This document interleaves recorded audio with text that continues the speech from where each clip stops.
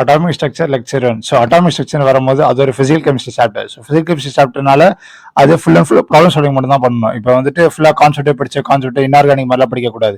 நம்ம எப்படி படிக்கிறதா மேட்டர். எப்படின்னா இப்போ ஒரு கான்செப்ட் படிச்சிட்டோம்னா என்னன்னு தெரிஞ்சுக்கிட்டதுக்கு அப்புறமா full and full problem solving போயிடணும். Full and full problem solving தான். ஸோ இப்போ வந்துட்டு நான் சொல்றது ஃபுல்லா ப்ராப்ளம் சால்விங் பேஸ்டாக தான் இருக்கும். ஏன்னா அந்த மாதிரி தான் கொஸ்டின்ஸ் கேட்பாங்க எக்ஸாம்லயும். ஸோ இப்போ நான் நடத்திட்டு கடைசியில் லாஸ்ட்ல சம்ஸ் இருக்கும். ஸோ ஸ்டேட்யூன் ஃபுல்லா பாருங்க.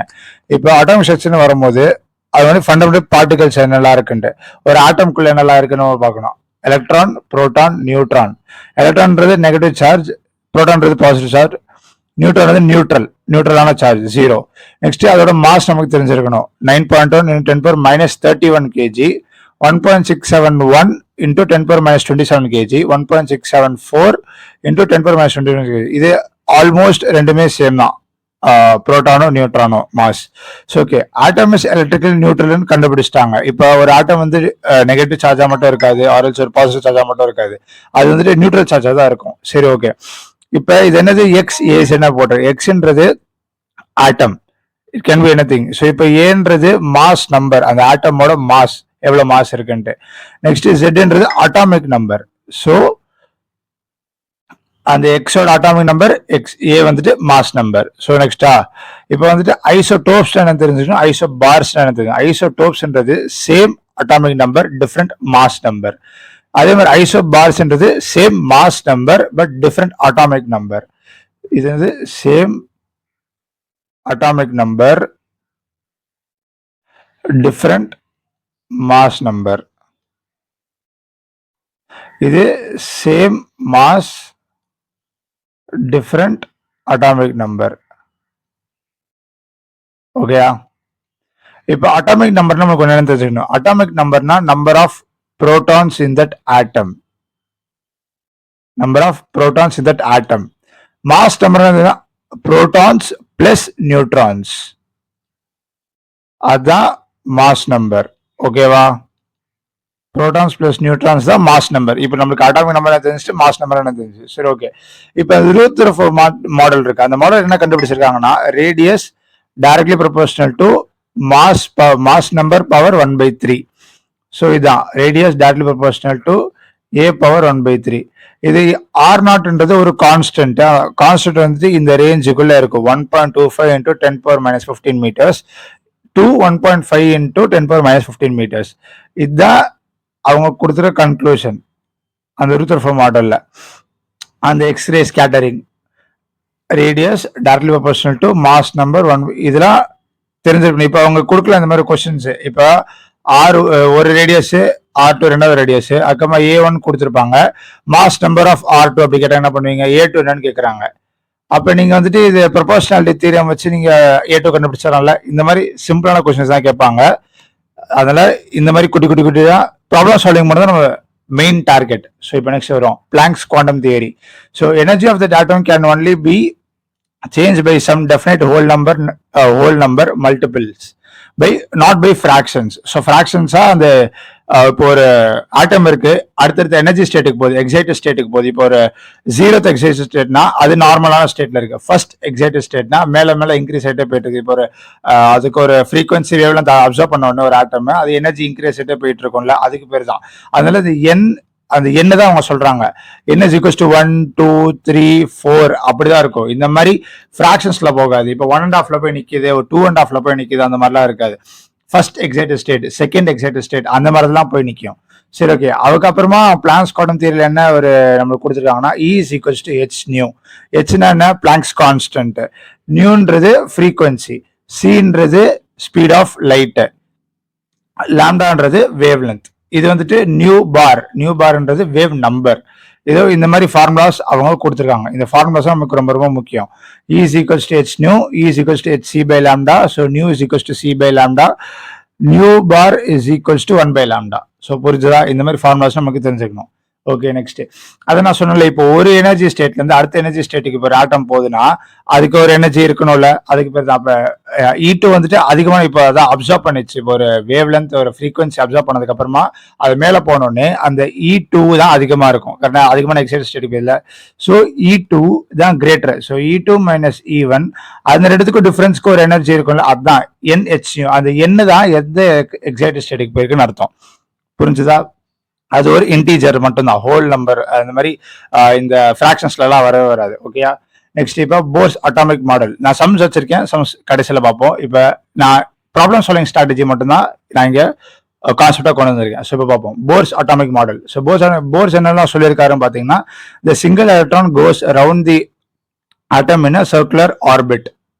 இப்போ ஒரு ஆட்டம் இருக்கு, அந்த எலக்ட்ரான் சுற்றி சுற்றி சுற்றி தான் அதுவும் போகும்னு சொல்றாரு. ஸோ அது அவ்வளோ இம்பார்ட்டன்ட் கிடையாது. ஸோ இந்த ரெண்டு ரொம்ப ரொம்ப important JEE mains and JEE advanced பொறுத்த வரைக்கும். ஸோ பார்த்தீங்கன்னா, the required centripetal force for UCM is provided by the coulombic force between the electron and the nucleus.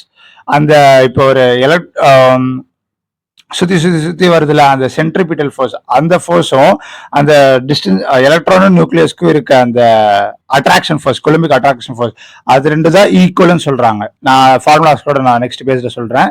The circulating electron can have only angular momentum values which are integral multiples of h by 2 pi. So angular momentum வருது MVR. MVR is equals to NH by 2 pi. இதுதான் இந்த formula நான் explain வச்சிருக்கேன். இந்த ரெண்டு formulas வச்சு நம்ம potential energy கண்டுபிடிக்கலாம், டோட்டல் எனர்ஜி கண்டுபிடிக்கலாம், கைனடிக் எனர்ஜி கண்டுபிடிக்கலாம், வெலாசிட்டி, ரேடியஸ் எல்லாமே நான் வச்சிருக்கேன். நெக்ஸ்ட் போய் பார்ப்போம். இப்போ பார்த்தீங்கன்னா அதை நான் சொன்னேன்ல, இந்த centripetal force is directly is equal to the coulombic force. அதான் 1/4 pi epsilon naught Z E square by R square. இது coulombic force. இது வந்துட்டு centripetal force MV square by R. So இது வந்து நெக்ஸ்ட் ஆங்குலர் மொமெண்டம். இது integral multiple of NH by 2 pi. அதான் இந்த integral மல்டிபிள்னா N தான். அதான் அந்த எக்ஸைட்டட் ஸ்டேட்டோட N வேல்யூஸ். புரியுதா? So MVR is equals to NH by 2 pi. இந்த ரெண்டு ஃபார்முலாஸ் வச்சு இந்த வெலாசிட்டி அதுக்கு ஒரு ஃபார்ம், இது ரெண்டுத்தை வச்சுதான் இந்த 5மே கண்டுபிடிச்சிருக்காங்க. சும்மா இப்ப நீங்க வந்து V எடுத்துட்டு இந்த Vல போட்டீங்கன்னா ஈஸியா உங்களுக்கு இந்த வியோட கிடைக்கும். அந்த வியூ அதுக்கப்புறமா இந்த எப்சிலானோட வேல்யூ போட்டு, பையோட வேல்யூ போட்டு, இந்த மாஸோட வேல்யூ போட்டு அந்த மாதிரி எடுக்கிறது தான். ஸோ ஜெட்ன்றது அட்டாமிக் நம்பர், என்னன்றது அவங்க கொடுத்துருக்க எக்ஸைட்டட் ஸ்டேட். ஸோ புரிஞ்சுதா? ஸோ இதுதான் வெலாசிட்டியோட ஃபார்ம், இது ரேடியஸோட ஃபார்ம். நம்மளுக்கு யூனிட்ஸ் ரொம்ப ரொம்ப முக்கியம். மீட்டர் பர் செகண்ட், இது angstrom unit. Next kinetic energy Z² by N square 13.67, potential energy minus 27.2. இப்போ இது ரெண்டுத்துக்கும் நீங்க கம்பேர் பண்ணும் போது potential energy is equals to -2 into kinetic எனர்ஜியா. இப்போ நீங்க எடுத்து கம்பேர் பண்ணி பாருங்களேன். கைனடிக் எனர்ஜி -12 மல்டிப்ளை பண்ணா உங்களுக்கு பொட்டன்ஷியல் எனர்ஜி கிடைச்சிடும். இந்த இப்போ டோட்டல் எனர்ஜி வரும்போது இது ஆட் பண்ணீங்கன்னா உங்களுக்கு ஃபைனலா உங்களுக்கு என்ன கிடைக்கும்? -13.6 Z² by N square. அதான் டோட்டல் எனர்ஜி. இந்த மாதிரி ஃபார்முலாஸ், இந்த மாதிரி நம்மளுக்கு இந்த values Z² by N square, வெலாசிட்டிக்கு என்ன directly proportional, velocity is directly proportional to Z by N. அதே மாதிரி radius is directly proportional to N square by Z. இப்போ kinetic energy directly proportional to Z² by N square. அதுதான் potential energy. நமக்கு இந்த மாதிரி அந்த number 13.67 27.2 நமக்கு வேணும். அந்த Z² by N square, N square by Z, Z by N, இந்த மாதிரி டைரக்ட்லி ப்ரொபோஷனல் நமக்கு தேவை. இப்போ நான் ஒரு கொஸ்டினர் கொண்டு வந்திருக்கேன் பாருங்க, நெக்ஸ்ட் பேஜ்ல பார்ப்போம். இப்போ என்னன்னா N is equals to 1 lowest energy state. Lowest energy ஸ்டேட்னா அதான் அங்க கிரவுண்ட் ஸ்டேட்ல இருக்குது. ஸோ என்ன இன்க்ரீஸ் ஆகிட்டே போயிட்டு இருக்கும்போது இப்போ எனர்ஜி வந்துட்டு நெகட்டிவ்ல இருக்குல்ல, டோட்டல் எனர்ஜி -13.6. ஸோ அடுத்தடுத்த எனர்ஜி லெவலுக்கு போகும்போது எனர்ஜி இன்க்ரீஸ் ஆகிட்டே போயிட்டு இருக்கும், எனர்ஜி பாசிட்டிவ் ஆகிட்டே வரும். அதுக்கப்புறமா N is equals to infinity, அப்ப E is equals to 0. புரிஞ்சுதா? இந்த மாதிரி தான். அப்பனா இந்த E is equals to வந்தோடனே ஃபுல்லா செப்பரேட் ஆயிடுச்சு, இன்ஃபினிட்லி செப்பரேட்டட் அந்த ஆட்டம்ஸ். புரியுதா? அந்த எலக்ட்ரான்ஸ். நெக்ஸ்ட் இப்போ வந்துட்டு NF வந்துட்டு ஃபைனல் ஸ்டேட் ஆஃப் ஆட்டம். அவங்க என்ன ஸ்டேட் கொடுத்துருக்காங்க? NI வந்து இனிஷியல் ஸ்டேட், அது கிரவுண்ட் ஸ்டேட்டா கூட இருக்கலாம், இல்ல ஃபர்ஸ்ட் எக்ஸைட்டட் ஸ்டேட்டா கூட இருக்கலாம். இப்போ நான் சொல்றேன் பாருங்க, E is equals to H nu. இங்க Z² by 1 by N1 square minus 1 by N2 square formula போட்டிருக்கேன். அவன் கொடுத்துருக்கலாம். இப்போ இனிஷியலா அது வந்துட்டு இப்போ ஒரு ஆட்டம், ஹைட்ரோஜன் லைக் ஆட்டம், இல்ல ஹீலியம் ஆட்டம், இல்ல ஏதாச்சும் ஒரு ஆட்டம் இருக்கு. அந்த ஆட்டம் வந்துட்டு இனிஷியலா செகண்ட் எக்ஸைட்டட் ஸ்டேட்ல இருக்குன்னு வச்சுக்கோங்களேன். அப்பனா ஃபர்ஸ்ட் எக்ஸைட்டட் ஸ்டேட்னா N is equals to 2, second excited ஸ்டேட்னா N is equals to 3, ground ஸ்டேட்னா N is equals to 1. இது மாதிரிலாம் நீங்க புரிஞ்சுக்கணும். இப்போ கிரவுண்ட் ஸ்டேட்னு சொன்னோன்னே N1 is equals to 1. இப்போ இட் இஸ் கோயிங் டு என்ன fourth excited state அப்படி சொல்றாங்க. n is equals to 5.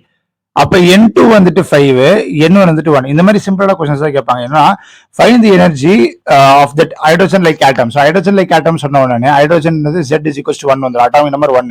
அது helium னு சொன்னா atomic number 2. அப்ப z is equals to 2 போடுவீங்க. அது போட்டதுக்கு அப்புறமா is going from ground state, is initially at ground state and going to first excited state. It's going to third excited state. அந்த மாதிரி சொன்ன உடனே அதுக்கப்புறம் உங்களுக்கு n வேல்யூஸ் நீங்க கண்டுபிடிச்சிடலாம். அந்த क्वेश्चनல கொடுத்துறாங்க. அதுக்கப்புறம் நீங்க இந்த எனர்ஜி கண்டுபிடிச்சிடலாம்ல. ஹெச்னு தேவையில்லை. டேட்டா இந்த ஃபார்முலா போட்டு நீங்க என்னோட வேல்யூ தெரியும், ஜெட் வேல்யூ தெரியும், அட்டாமிக் நம்பர் தான், அதான் எக்ஸைட்டட் ஸ்டேட்னு சொல்லியிருக்கேன். என் வேல்யூஸ் நீங்க கண்டுபிடிச்சீங்க நான் சொன்ன மாதிரி அவ்வளவுதான், சிம்பிள் தான். இப்போ ஒரு சம் பார்ப்போம்.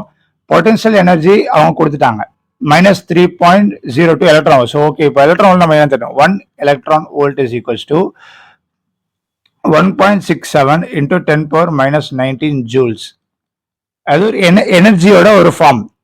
ஜூல்ஸா கூட இருக்கலாம், எலக்ட்ரான் வோல்ட்ஸா கூட இருக்கலாம், அந்த மாதிரி. ஸோ ஓகே, பொட்டன்ஷியல் எனர்ஜி கொடுத்தாங்க. கைனடிக் எனர்ஜி நமக்கு முதல்ல தெரியும். நான் சொன்ன potential energy is equals to -2 into kinetic energy தானே. பொட்டன்ஷியல் எனர்ஜி என்னன்னா -27.2 z²/n² தானே. Kinetic எனர்ஜின்றது 13.67 z²/n². ஸோ இது ரெண்டுத்துக்கும் ரிலேஷன் எப்படி கண்டுபிடிப்பீங்க? இதுதானே relation. Potential energy is equals to -2 into kinetic energy. இப்போ நான் சொன்னேனே, இதை பார்த்தீங்களா, potential energy is to -2 into kinetic energy. இந்த மாதிரி தான். ஸோ அதுக்கப்புறம் பொட்டன்ஷியல் உங்களுக்கு கொடுத்துட்டாங்க. கைனடிக் எனர்ஜி எப்படி கண்டுபிடிப்பீங்க? So kinetic energy is equals to potential energy by 2. இங்க மைனஸ். புரிஞ்சுதா? இந்த மாதிரி சிம்பிளா தான் கொஸ்டின்ஸ் இருக்கும். நீங்க போட்டுடலாம் ஆன்சர். ஸோ நெக்ஸ்ட் கொஸ்டின் பார்ப்போம். அவங்க வேவ் லென்த் கொடுத்துட்டாங்க, அவங்க ஃப்ரீக்வன்சி கேட்கறாங்க, வேவ் நம்பர் கேட்கறாங்க. So E is equals to h nu, E is equals to hc by lambda. So இதுன்னு கம்பேர் பண்ணும்போது nu is equals to C by lambda. So C நமக்கு தெரியும் 3 into 10⁻8 மீட்டர்/செகண்ட். யூனிட்ஸ் ரொம்ப ரொம்ப முக்கியம். நெக்ஸ்ட் இப்போ லாம்டா அவங்க கொடுத்துட்டாங்க வேவ் லென்த். இது கண்டுபிடிக்க மாட்டீங்களா? சரி, ஓகே. இப்போ வேவ் நம்பர் எப்படி கண்டுபிடி? Wave number equals to 1 by lambda. So lambda கொடுத்துட்டாங்க. ஸோ 1/4000. ஆம்ஸ்ட்ராங் அந்த யூனிட் ரொம்ப ரொம்ப ரொம்ப முக்கியம். ஸோ இந்த மாதிரி சிம்பிளா தான் கொஸ்டின்ஸ் கேட்பாங்க. இந்த மாதிரி நிறைய நான் அடுத்தடுத்த அட்டாமிக் ஸ்ட்ரக்சர் வந்துட்டு 4 லெக்சர் இருக்கு. இது ஃபர்ஸ்ட் லெக்சர் முடிஞ்சிருச்சு. அடுத்தடுத்த second lecture, third lecture, fourth lecture இருக்கு. ஒரு லெக்சருக்கு தனித்தனி நான் சம்ஸ் போடுவேன். சம்ஸ் பாருங்க. அதுக்கப்புறமா இந்த லெக்சர் எல்லாத்தையும் முடிச்சதுக்கு அப்புறமா PYQs ஆஃப் அட்டாமிக் ஸ்ட்ரக்சர் நான் போடுவேன். ஒரு 10-15 கொஸ்டின்ஸ் போடுவேன். அது மட்டும் ஃபுல்லா அந்த வீடியோ ஒரே ஒரு ஃபுல் வீடியோ வந்துட்டு ஒன்லி ஃபார் PYQs. அதனால ஸ்டே டியூன். அடுத்தடுத்த சாப்டர்ஸும் நான் போடுவேன், lectures as well as PYQs எல்லாமே. உங்களுக்கு ஏதாவது டவுட்ஸ் இருந்தா நீங்க வாட்ஸ்அப் கமிட்டி ஜாயின் பண்ணி வாட்ஸ்அப்ல கேட்கலாம். கமெண்ட்ஸ் கேட்டா கமெண்ட்ஸ் கேளுங்க. கமெண்ட்ஸ்ல என்ன வேணுமோ கேளுங்க, நான் அதுக்காக நான் போடுறேன். So all the best. பார்ப்போம்.